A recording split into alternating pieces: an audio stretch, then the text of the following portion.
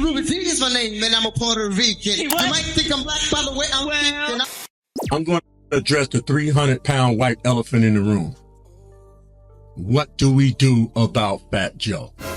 And the answer is not a thing. It's very important that we understand this is a form of ethnocide.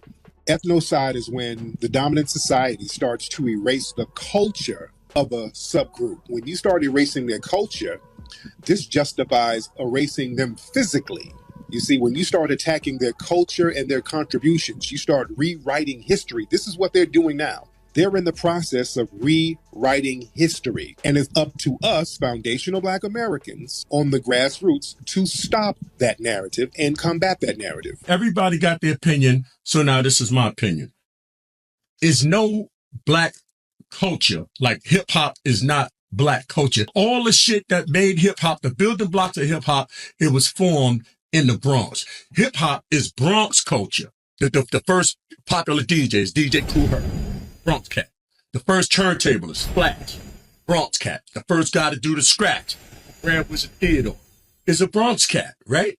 The first MC, you're looking at him. I was born and raised in the Bronx, Monsignor Hospital. The Bronx culture is hip-hop culture. So the final boss, Master Splinter, has showed up to rat out his own culture. If he is FBA, which I haven't verified, so let's check on that. But we're gonna see how this go. You didn't even say none of the Bronx guys' name. All this we shit. First of all, whoever's speaking about that, you wasn't even there. Ask somebody that was there. I'm from Kool Herc block. Oh, wow. I'm directly from his block. I'm from Sedgwick. Okay. Kool Herc, you hit it on. He came here at 12 years old. When he came here at 12 years old, he had no clue. He didn't even want to be a DJ. He wasn't even thinking about being a DJ.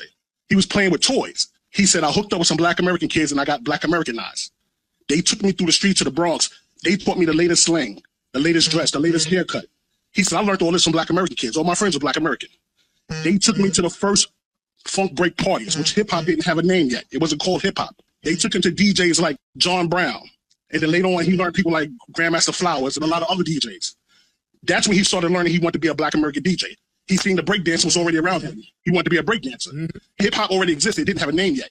Right. So he was learning all this from everybody else. Before disco started, he was doing what you call hip hop. It didn't have a name to it. It was blended funk breaks.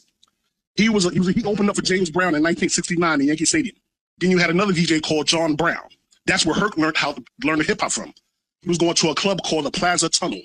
All the gang members, the graffiti writers, they all used to go there. Everybody was breakdancing to James Brown and Jimmy Castor, Aretha Franklin. Yes. They was blending those breaks already. Herc tells you himself. He said, I'm watching everybody break and I want to be down with this. I want to learn this. He wanted to learn how to do the DJ work. Phase 2 will tell you this because Phase 2 taught Herc how to graffiti. Herc was a graffiti writer first. He took Herc around to the different clubs, the Plaza Tunnel, the Puzzle, the Psychedelic Shack, the Factory West. Once he caught that bug about wanting to be a DJ and do the hip hop and the breaking, he became a DJ. Did you ask Herc? As far as trying to make the American people them dance to the music, I started to say that I could use their rhythm bass instead of using Jamaican rhythm bass. But along the way, a few people know I was Jamaican. We was Afro-Americans probably back then. We wasn't even, it was no foundational Black Americans. It wasn't, the people wasn't behind hip hop other than the people that went to the jams in the Bronx. Is hip hop something that a person, a race, an ethnicity could say, we invented this, it is ours, and everybody came after?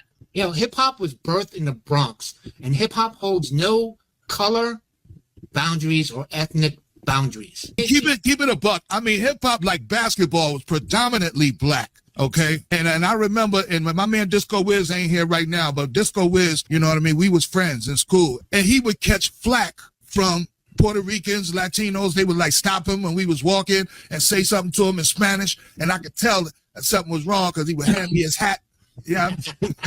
and I seen him knock 3 or 4 people out for saying, why you hanging with that fucking Moreno? All right. So it wasn't all everybody kumbaya. We was in the park, and most of the Puerto Ricans was in the handball court, and most of the Black people was on the basketball court. Now, did Black people play handball? Yeah, but it was predominantly Puerto Ricans. Did Puerto Ricans play basketball? Yeah, but it was predominantly Black. It's the same thing for hip hop. So I'm not saying that everybody's not in on it. You are in on it. It all started out.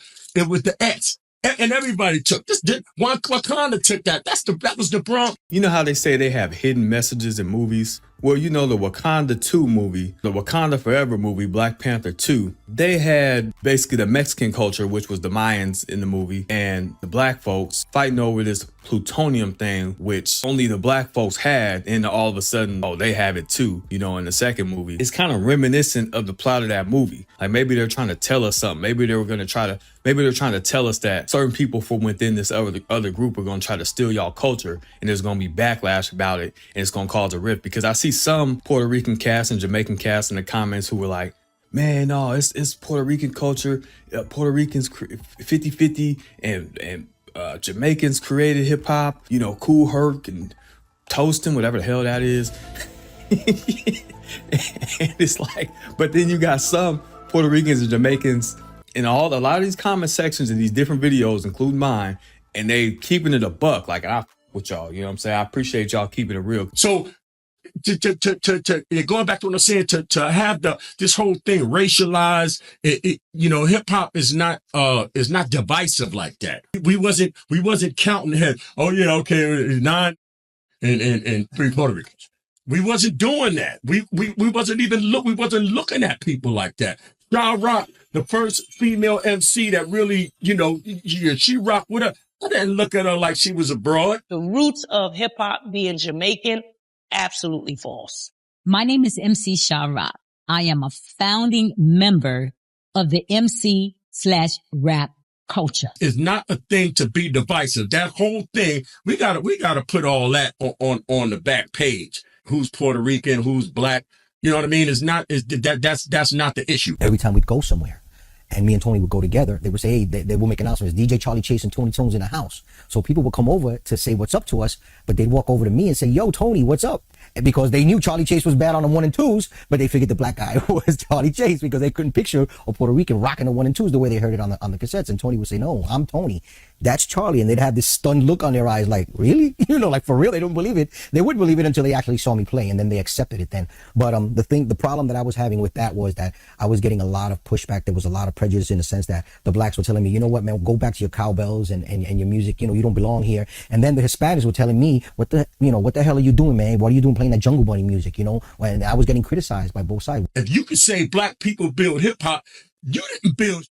You looking at one of the guys that did it. And I'm telling you what it is. It's not a divisive thing. It's not a thing that's supposed to bring people apart. It's not a thing where it's all this friction. You know, it is music. Anybody else notice his brother doing a whole lot of stuttering and he looked real uncomfortable while he's over here selling us out? I wonder where that paycheck came from. That's what I'm wondering. I'm going to address the 300-pound white elephant in the room. What do we do about Fat Joe? And the answer is not a thing. You do the same thing that when he said that did when he said it around. But now, you can like Joe, you can not like Joe. Joe ain't no outsider. He's a Bronx. If it's a Bronx from the crate crew or somebody, you call Joe, yo, Joe, you wild and whatever. That's all that internet shit. See, that's that girl shit. You could say Joe, but when you see Joe, you're going to puff your chest up. You're going to get husky and say, Joe, no, you're not. Boy, these tether Avengers are master pretenders. Man, bruh. Diversion is just natural with these cats that's trying to defend Fat Joe and all these Puerto Ricans that's saying they created hip hop 50-50, as well as the Jamaicans who said they created hip hop. Bro, can we stick to the topic at hand, please? Math Hoffa, can we stick to the topic at hand? You don't gotta like Joe, man. Anytime he do something, you see, yo, Mel, man, come on out here with me. You see what I'm saying? Like I said, anybody could say something you don't agree with. We men. All that internet. Oh yeah, you're gonna pass around a petition. You know, like what? You're gonna send them to Guatemala or something? You're gonna send them to Guantanamo Bay or something?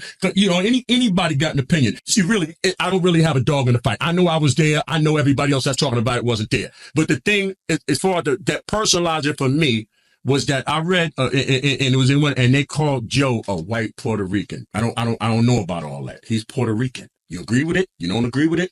Joe's a Bronx. That's my. In the words of Peter Guns, if it wasn't for the Bronx. Hey, he got real extra with that, didn't he? He got extra animated. He must have had an earpiece in, like, come on, they don't believe you. Put some more feeling into it. If it wasn't for us, it's us, man. Come on, convince them. I sent you the Cash App. Convince these I mean, convince these black folks, man. Come on. Come on, man. Everybody ate off this shit. Hey, look at me. I ain't doing bad. Everybody ate off the shit, but if it wasn't for the Bronx, and you gotta remember that, and you gotta respect that. And all that, like I said, we gonna put all this shit on the back page. Y'all could keep doing girls on the internet about who said what or who shot John, but you ain't gonna be husky when you see it. So stop. The initial culture is Bronx culture, something that Bronx put out to the world that turned into hip hop. We gave that to y'all. Everybody could win. But who's the first MC you said? You're looking at just the man right here, the legend king himself. I am Kool Herc, the first MC of hip hop. Y'all let me know how much you think he got paid to do this interview. And if you like this video, go ahead and check out the next video. I'm gonna put it right here. Subscribe to the channel. Sani Bravo, Action Over Talk. I'm gonna holler at y'all next time. One.